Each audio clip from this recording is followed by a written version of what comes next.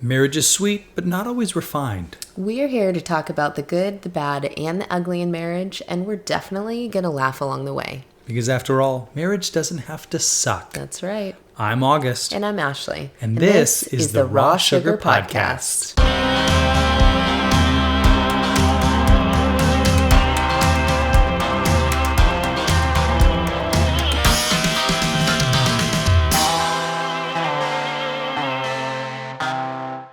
Welcome back to the Raw Sugar Podcast. Welcome.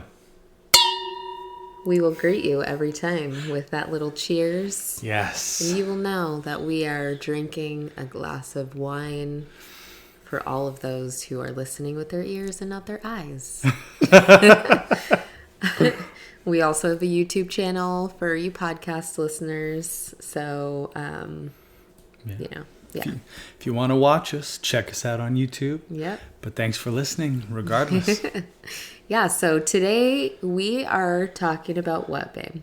Something so vital, so important to every marriage: finances. It's the best topic ever. Yes, aren't you just so excited? I know we are. Because it can be a battleground, everybody. Finances. Yeah. It's so... Finances and money is something that is so personal, and it can be so emotionally charged. And that's why we wanted to talk about it, because I'm sure, as most of you know or experienced, a lot of fights can stem from finances. So many. And as a matter of fact, I bet half of you who are listening and watching today, you probably kind of cringed pressing the button finances, because it's really not a fun topic, but it's also one of the most important topics. And so we wanted to make sure to cover, the most important things in our marriage, things that we feel like, I don't know. And we want to be transparent with you totally. Regarding all the ins and outs in our marriage. That's why we named this the Raw Sugar Podcast, because we want to not hold anything back.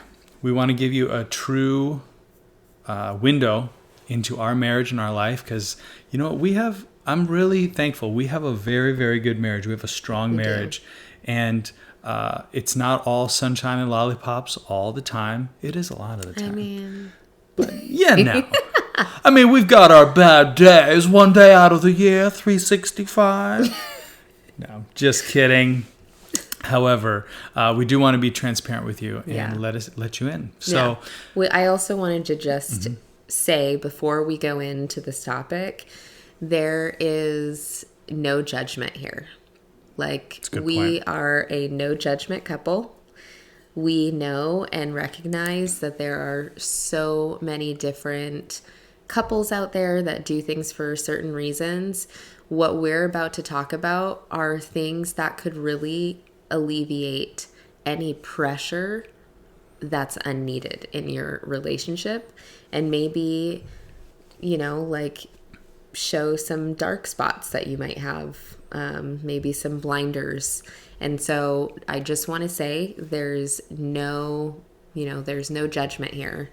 And we just want to be of any help and support to you, and give you tools. It's a good point. So, however, if you do find that we do things differently than you, just know that we are better than you.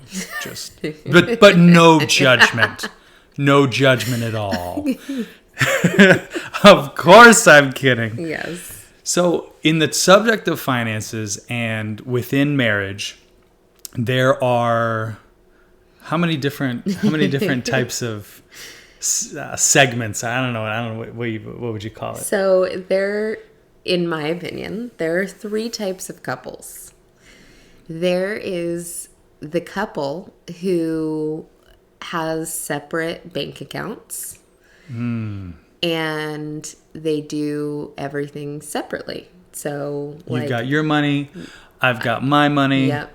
We split the mortgage or the rent. Yeah, you have your bills, I have my bills. So even though you're under the same household everything is dealt with like you're not married. Like a roommate. Yeah. Again, no judgment. No judgment. No judgment at all. Yeah. Just kidding. What's the second type of couple, baby? The second type of couple is the person who there's one person in the marriage that does it all, and the other one doesn't do or know anything. Yeah, so the finances are combined. Yeah. However, there's one person in the dark and one person that makes all the... Yeah. So like literally it would look like me, like August handling the finances and me not knowing what the heck is going on with our money or where it's going or what's coming in. So I would give you like an allowance, or you would give me an allowance. We might need to talk about that option. Because I spend so much money. And the third type of couple is the couple that I am like, my fist is hand raised to you. You are doing this together. Together. Yes. That is the together couple that knows the both parties know what's going on in your bank account, what's coming in, what's going out. And that, my friends, is the couple that you are listening to right now. Yes, we do things together from day one. Yes, our finances we are were joined. a huge advocates of doing almost everything together. Yeah, from the moment we said I do. Yeah. From the moment we said our vows, we became one, and we believe that finances is part of that. 100%. And to reiterate what Ashleigh said, there really is no judgment. There are 100% situations that some of you are in where you cannot do things together. Mm-hmm. I know people, have known people, known of situations where there's maybe somebody who, if one of your spouse has the credit card, they are going to spend every dollar on that, and they're going to ruin the family's finances. So I do understand. That's one example, obviously very extreme, but it's real and it's true. Yeah, that is a reality. And so obviously there's some things you have to work through, some character things, and some emotional things you have to work through. If that is going on, that's like that goes much deeper than just... Yeah, this is assuming that that both of you are relatively healthy emotionally. Obviously, we're all working through our own things, but relatively rational and wanting to have the betterment, wanting to see your family thrive. Yeah. So that's obviously under that pretense. So so the fact that we're doing this together, I think we should probably talk about the B word. The B word. What's the B word, babe? Budget. Budget. Dun, dun, dun, dun. The B word. Budget. This summer, you're gonna budget. Sorry. And that's probably one word that everybody hates. Oh, God. Like, I don't even like a budget. No, I don't like a budget either. But one of the common misconceptions about a budget is, if you have a budget, that means you can't spend money on anything that you want to spend money on. You can't have any fun. You can't buy any clothes. You can't go on any vacations. And that is a falsehood. Yeah. That is very false. If you have a budget, you just put that money in the budget. Yep. That's what you do. It might not be much, but you're putting it in the budget. It depends on your circumstances. Yeah. It depends on your financial circumstances. You just, your thing is clothing. You love clothing. Okay. So you don't want to give that up when you're going through your budget and you're looking, how much money is coming in, how much money is going out, and you just put a clothing budget in, and then it's in the budget. So this just to, talk about that right off the bat. So how do we budget? Well, we use a website called everydollar.com. I want to be transparent with you and let you know that I would not consider us to be budget nerds. I respect you out there. You have your Excel spreadsheet. You're every night you're updating it. Every week you're spending a lot of time, and I respect that. Yeah, more power to you. Yeah, yeah. Real. That's not us. We could definitely hone in on the very minute details, but I got to tell you, to get to the point that we're at, which is knowing macro, large scale, where we're at, the money coming in, the money going out, is a big thing. So we use everydollar.com.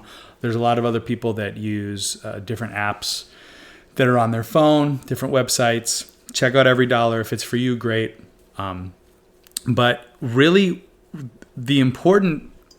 one of the important things is that putting a budget together, it can be painful. Yeah. When you first start, it can be very overwhelming. You can feel very defeated. But what a budget does is it actually helps you become your best self. Yeah. Because what it does is it highlights a lot of areas in your life that you may not have ever even thought about. And so basically, it's highlighting insecurities you have, and even where you put your money shows what you value. And so if you see that your money is going, so much of it is going here, it's going to shine a light on you and say, man, I really need to get this in order. Yeah. And so it's going to help you really hone in on the things that you need to improve just as a human being in your value system. Yeah. What if I feel like I just don't need a budget? I'm so much better than a budget. You don't need a budget, huh? Well, this is what I would say. I would say, take this challenge. So don't change your lifestyle at all for 1 month. However, keep whether it's in your phone or a notepad or something, and literally every single dollar that you spend, whether it's on a credit card, your debit card, cash, every single dollar you write down. You will be shocked at the end of a month to see how much money you actually spent. Yeah, it's actually kind of sickening. Like like August said, we're not 100% married to our budget. We are, but we're not. In the sense that sometimes we go way off track. It's like we forget about our budget or something. And it's not like we're big spenders, but we definitely have some weak spots. And when we come back around to redoing our budget, because it is something that you should constantly revisit, because, things change in life. And yeah, definitely. It's that, some new app came out and now I'm subscribed to this. $10 $10 a month. There's a lot of that going on in our world now. And so that adds up. And so when you think, $10 a month, that's nothing. Mm-hmm, when you constantly revisit your budget, then you all of a sudden see those things and you're like, oh, okay, wait. I actually had X amount of dollars free to spend, or to save a couple months ago. And now that has taken up by other things. And so when you constantly revisit, it really helps freshen you. But anyway, when we revisit, or this last time that we revisited our budget. Yeah, it was maybe 4 months ago. Yeah, you guys, it hurt. We were like, how much do we freaking eat? The money that was going toward food. No wonder why the pounds were going up. For him. That had a little bit. I've put on a couple pounds, okay? I'll admit that. No, but no, for real. It's so bad. It's so bad. Like our one of our major crutch, I was about to say crushes. Crush too, I guess. But one of our major crutches was Starbucks. Because it's $5 here. Now I'm going to church on Sunday morning, and now I need an entire breakfast, $12, or I'm going with the whole family, and now it's almost $30. And then the next day, and the next day, and the next day, and the next day. So then you add that up within a month, and it's like, holy crap! You're gonna be shocked. How do this much challenge. did I consume? Please do this challenge. In coffee. Yep. So we're just saying, keep track of every dollar, because, and even August sees it all the time, like where he works, he has people coming in all the time and they're like, I just can't afford it. But like, no, basically they come in. Oh yeah, I don't mean like afford. I didn't mean afford it. I just mean. Yeah, well, there are people that come in, and maybe they come in on their lunch break or something like that, and they'll come and they'll grab a beer with me on their lunch break, and they're spending, after tip, $15, but yet, so that's okay, $15 here, $15 there. So, however, these people are coming in every lunch break, 5 days a week. They're complaining to me that they're broke, that they never have any money. And just right there, 5 days a week, $15, that's over $300 a month that they're spending on just to come and have a beer or two, or a shot in a beer, or whatever that means to them. And that's just a 30-minute break. That's not including the meal they're having after work, the lunch they had beforehand, the drinks they're going to have after work, or whatever that. And I'm thinking to myself, man, that's a serious budget killer. So when you look at it like that, you think, man, I could really hone in, and I could have a lot more money at the end of the month. Yeah, and you know what? Another thing, and we kind of touched on it a little earlier, is that a budget can really shine light on things that you struggle with. Like something that goes much deeper, like i.e. an addiction. Yeah. Like... That's a good point. It could be a coffee addiction. Maybe you are so addicted to coffee. Maybe you're really addicted to Starbucks and like you just cannot help yourself. Then that just sheds a little light on something that you really need to work on. Like, I remember when I was little, mind you, I'm not the most proud of this, like the way I handled this, but oh no, what are you about to say? This is a good example. It's in raw sugar, right? We're like being raw here. My dad was a smoker. And again, I just want to preface by saying no judgment. Yeah, definitely no judgment. But my dad was a smoker, and if you are a smoker or you have a family member that is, you would know that cigarettes are not cheap. Like over time, they're really expensive. And my dad was like, he went through this season, well, all of his life. He basically was just like, we don't have money. And I was so sick of hearing it that I, again, not proud of this, calculated. I asked him how many cigarette packs he bought. Like, every week or whatever. And he told me, and I calculated every single pack down to like how fast he's going through the packs, and like then delivered that information to him, and that didn't go over well. Yeah, but I'm imagining it didn't go very well. Yeah, if you knew my dad, you'd be like, ooh. But, to be a fly on the wall that night. Yeah, basically, yeah.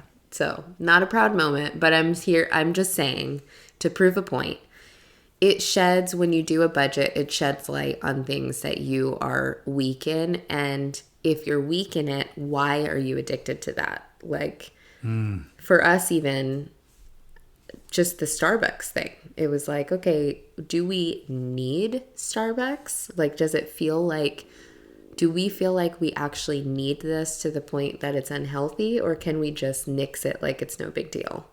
And those are the questions that you should ask yourself on certain things that are like, wow, like if you're a shopper, do you actually need that, or are you feeding something else in your life? And so you're just shopping and spending money because you're feeling something else. Those are the kind of things that I feel like and maybe that's why people don't love budgets. Oh, yeah. You know, you don't like feeling confined and tied down to something that in and of itself can be a deeper issue.